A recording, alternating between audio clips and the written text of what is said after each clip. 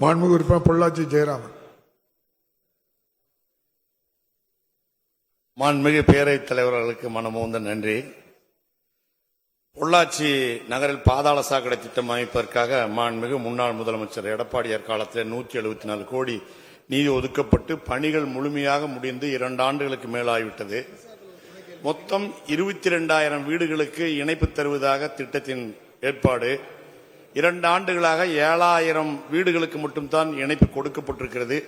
இன்னும் 15,000 வீடுகளுக்கு இணைப்பு தராமல் காலதாமதப்படுத்தப்படுகிறது என்கின்ற செய்தி மாண்புமிகு உள்ளாட்சித்துறை அமைச்சர் கவனத்திற்கு கொண்டு வந்து உடனடியாக மீதமுள்ள 15,000 வீடுகளையும் 5 ஜோன்களையும் பாதாள சாக்கடை இணைப்பிலே உள்ளடக்கி கொசு, எலி, பெருக்கான் போன்ற விஷக்கிருமிகள் இல்லாத பொள்ளாச்சியை உருவாக்கி தருவதற்கு மாண்புமிகு அமைச்சர் அவர்கள் மனமுந்து முன்வருவாரா என்று தங்கள் வாயிலாக கேட்டு அமர்கிறேன். மாண்புமிகு அமைச்சர்.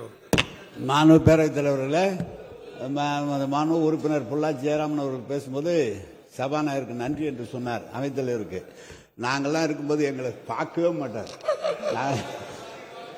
தெலுங்குலையும் பேசி பார்த்துட்டேன், தமிழ்லையும் பேசி பார்த்துட்டேன். இந்த பக்கமே தான் சொல்லுவார். எனவே